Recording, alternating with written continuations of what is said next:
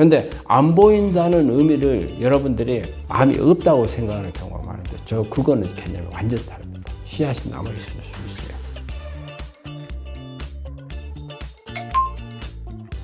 영기였던 암이 1, 2, 3기 암이 되는 이유는 무엇인가요? 영기인 암들이 1기나 2기로 가는 경우는 좀 적어요. 왜냐하면 일단은 기저부를 뚫지 않았다는 게 중요하거든요. 뚫지 않았다는 것은 그 말은 뭐냐면요. 기저부가 안 뚫어져 있으면은 이게 뻗어나가질 않았어요. 그러면 덩어리를 확 드러냈잖아요. 냈을 때 이 덩어리 안에 이 바깥으로 거의 안 나갔다고 보이는 거죠. 그렇기 때문에 영기 때는 거의 99%라는 이야기를 하는 거예요. 애후가 아주 좋은 그 차이예요. 근데 우리가 1기 있잖아요. 1기는 대개 우리가 기저부까지는 갔어요.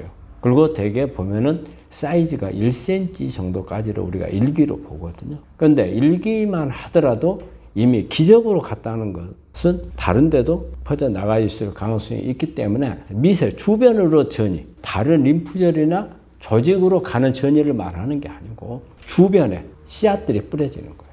이 부분에 이 씨앗들이 뿌려지게 되면 우리가 수술을 하고 항암을 하고 방사선을 해도 100% 뿌려진 씨앗까지 다 없애했다고 볼 수는 없어요. 나중에 우리가 1기인 사람이 갑자기 한 6개월이나 1년 후에 재발을 했는데 4기로 갔다. 그런 환자들이 종종 있거든요. 그게 바로 어떤 거냐면 뿌려져 있던 이런 암세포들이 수술 범위 내에서도 벗어나 있었고 항암이나 방사선에도 완전하게 죽지 않고 살아남아서, 근데 이때 살아남은 놈은 순한 놈은 다 죽죠. 근데 되게 독한 놈들이 남아요.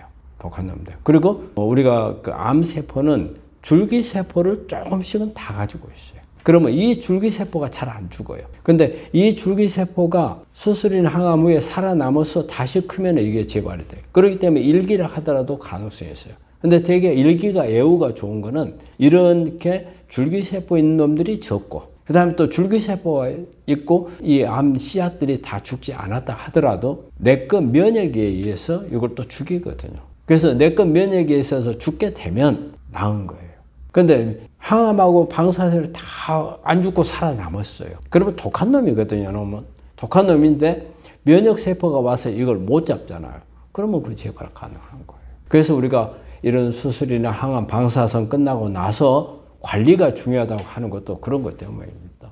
눈에 보이진 않아요. 눈에 보이지 않으니까 CT나 MRI에서는 안 보이는 거예요. 그러면 어때요?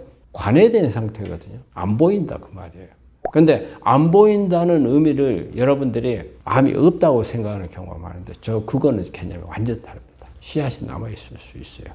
이놈을 내과 면역세포가 죽이느냐 못 죽이느냐, 이걸 잡기 위해서 또다시 항암하거나 방사하는 경우는 없거든요. 그럼 이거는 누가 잡아야 돼? 내과 면역세포가 잡아야 되고, 또 이 내과 면역세포가 제대로 힘을 발휘하게 하려면 내 몸 안에 어떤 영양 공급이라든지 좋은 영양소가 공급이 돼야 될 거고, 그 다음에 환경이 좋아야죠. 암이 살지 못하는 환경으로 만들어줘야죠. 이런 부분들이 있어서 이 씨앗을 없애주면은 재발 전이가 안 되고 5년, 10년 후에 완치로 가는 거고, 근데 내가 관리를 잘못해서 요놈이 그대로 살도록 놔둬버렸다 됐을 경우에는 나중에 언젠가 3년 후에라든지 5년 후에라도 이게 재발을 하는 원인이 그대로 되는 겁니다. 구독자분께서 댓글로 남겨주신 질문입니다. 노주희님께서 보내주신 건데요. 저는 유방암 2기 수술을 했는데요. 만 3년이 되지 않았는데 간에 전이가 됐어요. 어떻게 하면 될까요? 이분이 2번 보내주셨어요.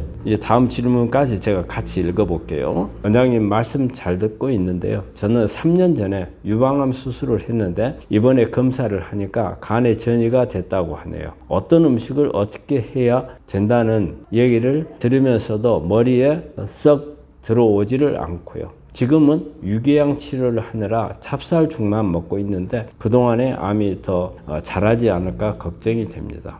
2기 환자였으면 주변에 림프절에 가 있던 이제 환자였는데 아마 이제 수술을 2기 같았으면 아마 수술하고 항암 방사선하고 아마 다 했지 싶어요. 근데 이제 이런 경우죠. 되게 유방암 같은 경우가 일반적으로 암이 재발이 잘 되는 게 되게 3년 이내를 주로 많이 보거든요. 그래서 3년이 지나면 어떻게 보면 약간의 한숨은 돌렸다. 이렇게 볼 수가 있고, 그리고 이제 우리가 5년이 지나면 이제 조금 안심 단계로 가지만 그래도 다 완치됐다고 볼 수는 없는 거고, 그렇기 때문에 암이라고 하는 것은 10년 이상을 보는 거예요. 이분 같은 경우는 항암 방사선을 다 했을 건데, 아마 이분이 참 이런 부분이 안타까운 부분이, 우리가 이 얘기만 하더라도 예후가 상당히 거의 90% 가까이 되거든요. 근데 이분이 나머지 10%의 관리를 소홀히 했다는 뜻인 거거든요. 수술하고 방사선하고 항암 끝나고 나서 관리를 좀 제대로 했더라면 뭐 100% 전이가 안 된다, 재발이 안 된다고 할 수는 없겠지만 그래도 가능성이, 안 될 가능성이 상당히 높아졌죠. 우리가 이제 되게 우리 환자분들이 1기, 2기가 되면 예후가 좋은 암이기 때문에 되게 치료를 등한시하는 경우가 많아요. 이제 이런 경우 참 안타까운 경우죠. 되게 끝나고 나면 관해가 된 상태가 되거든요. 그러니까 우리 환자분들이 관해가 되면 이걸 갖다가 완치됐다는 것을 잘못 받아들이는 환자들이 너무 많아요. 그리고 대학에서도 마찬가지로 아이고 기수가 좋았고 빨리 발견해서 참 경과가 좋습니다. 지금 많이 좋아졌습니다. 해석을 잘못한 거예요. 우리 교수는 안 보인다는 이야기를 한 거예요. 근데 환자는 다 나았다로 받아들인 거예요. 그리고 나서부터는 관리를 안 해요. 특히 그러죠. 제가 이제 암 수술 항암도 다 끝났는데 내가 이제부터는 뭘 해야 될까요? 그러면 집에 가서 편하게 쉬고 무리하지 말고 잘 먹고 하면 됩니다. 그럼 잘 먹는데 어떻게 먹어야 됩니까? 고기도 먹고 싶은 거 다 먹었어요. 이게 우리가 볼 때는 상당히 함정이에요. 우리가 90%라는 것은 10명에, 예를 들어서 100명인데 90명은 좋아진다는 뜻이에요. 그럼 10명은 안 좋아질 수 있다는 뜻이거든요. 그러면 이 10명이 따로 우리가 처음에 수술하거나 할 때 발견된 게 아니잖아요. 똑같은 상황이었어요. 똑같은 상황. 안 보였어요. 하지만 10명은 재발하고 전이가 되더라는 거죠. 그럼 여기에서 스타트했던 100명이 내가 저 안 좋아지는 10명에 들어갈지도 모른다는 생각을 해야죠. 근데 대부분 사람들이 90%야? 90%가 좋아져. 에이, 내가 10%에 들어갈 리 없어. 나 그냥 좋아질 거야. 이렇게 끝내버려요. 그 다음에 내가 평소 때 생활로 돌아가 버려요. 뭐 아무거나 먹을 거 다 먹고, 놀러 다닐 거 다 놀고, 뭐 술도 한잔하고, 막 육류 같은 거 몽땅 과식 막 하고, 그럼 일상생활로 돌아가 버리면 이걸 생각해 보세요. 일상생활로 돌아가면 내 몸이 옛날에 암에 걸렸던 그 상태, 그 돌아가는 거잖아요. 항암, 방사선 수술 받고 나면 내가 그 받기 전 상태보다 더 내 몸 상태는 안 좋아요. 면역도 더 떨어질 거고 환경은 더 나빠요. 그런데 이 10%의 재발 전이를 될 수 있는 씨앗을 내가 가지고 있다면 어때요? 이 씨앗이 수술 항암 방사선 후에 이 씨앗이 더 잘 클 수 있는 환경이 된다는 것도 생각해야죠. 중요한 것은 암은 90%니까 암이 90% 안 자라고 10%만 자란다면 좋겠죠. 근데 90%라는 것은 그 말이 아니에요. 100명 중에 90명은 좋아지는데 10명이 안 좋아진다는 의미예요. 이 10명은 100%예요. 이 10명한테 걸리면은. 그러면 내가 10%에 들어가서는 안 되잖아요.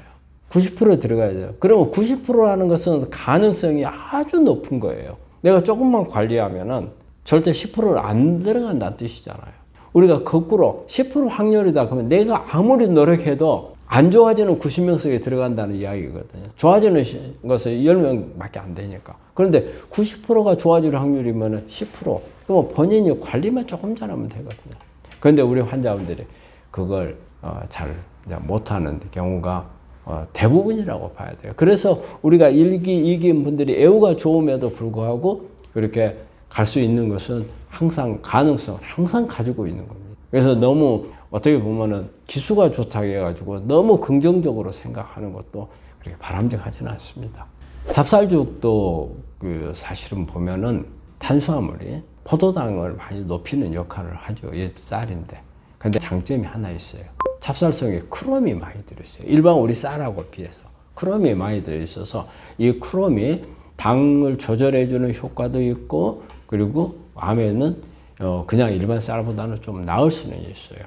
하지만 일단은 탄수화물 양이 많기 때문에 이것만 먹었을 경우에는 결코 좋은 건 아니죠. 그러면 이런 경우에 우리가 이제 위가 안 좋아서 지금 이렇게 먹고 있다고 그랬잖아요. 그러면 야채 같은 것을 주스 같은 거 먹으면 그냥 우리가 갈아가지고 먹으면은 속이 버덕일 수 있어요. 그래서 오히려 좀 더 힘들 수도 있거든요. 하지만 이 부분을 갈아서 이거 익혀버리면 좋아요. 전에 제 야채 주스를 쭉 해가지고 먹었는데 아침에 가장 먹기 싫은 게 이놈의 야채 주스예요. 그런데 이제 몇 년 동안 이제 계속 이제 먹었으니까. 근데 요즘에 와가지고는 이것을 익혀서 먹어봤어요. 이걸 생으로 먹으면은 약간 속에 부대끼는 게 있더라고요. 근데 이걸 익혀버리니까 우리가 수용성 비타민은 이제 얻는 것을 포기를 해야 되지만 오히려 지용성 비타민이라든지 지용성하고 관련된 부분은 더 영양소를 더 얻을 수도 있어요. 그리고 생으로 먹어서 부대낀다면 안 먹는 것보다 익혀가지고 먹는 게 낫죠. 그 익혀서 먹으면 속이 아주 편해요. 그래서 아마 우리 환자분도 찹쌀쑥만 드시지 말고 그런 야채를 가지고 갈아서 익혀가지고 요즘에는 아예 그렇게 만들어져 나오는 기계도 있더라고요. 그래서 인터넷 찾아보시면 구할 수 있을 거예요. 저도 구해가지고서 사용을 하고 있는데 아주 만족스러워요. 그래서 그렇게 하시면 오히려 더 도움이 될 수 있다고 생각을 합니다.